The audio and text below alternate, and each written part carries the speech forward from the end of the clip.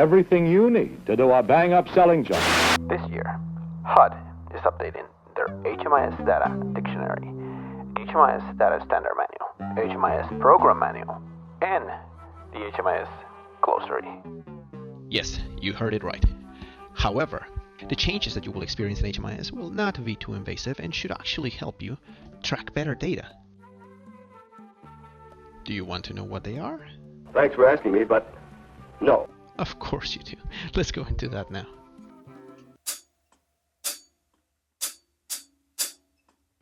Disabling condition. This is not a new element. The only change here is that before, it used to be required only for adults. Now, this field is required for everyone. What do you mean everyone? Everyone! Including kids. 3.917 living situation. This new element combines 3.9 resident prior to entry with 3.17 length of time on the streets in emergency shelter or safe haven. So why are we combining them now both into one superpower field? This allows for the flow of information in a logical order, increases accuracy in chronic homelessness calculation, allows for the less than 90-day institutional stay, allow for the 7-day grace period, also allow for the interim housing situations.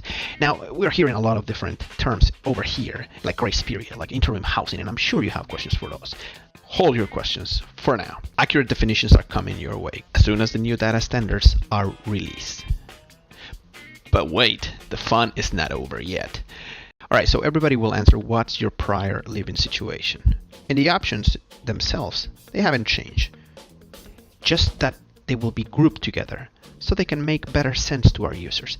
The options are homeless, institutional, or transitional permanent situation.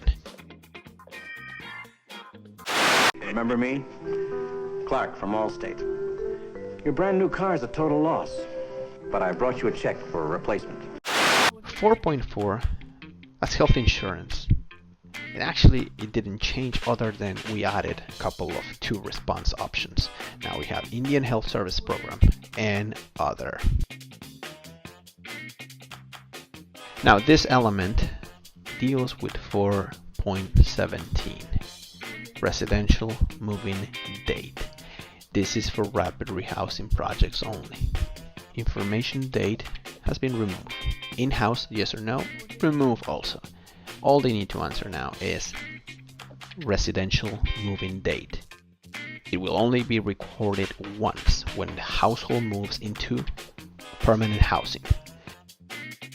Based on suggestions and a year worth of data, they were able to figure out why so many people had trouble understanding the enrollment. Now, anybody without a residential moving date should not be considered for a point in time.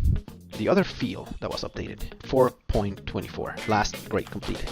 And this also for RI and SSVF. We have additional responses, vocational program, associate degree, bachelor's degree, and graduate degree. Again, this is for both RI and SSVF.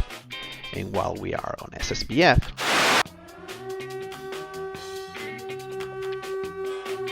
Now you're the only one that knows, and you will never tell. first of all, we have 4.48 SSVF HP targeting criteria. The other, 4.49 use of other crisis services. SSVF programs know how to collect this data, except that this is the first time that all of this information is going to HMIS. There's an old saying, the more things change, the more they stay the same. The last data element change. Path now requires the following elements to be collected.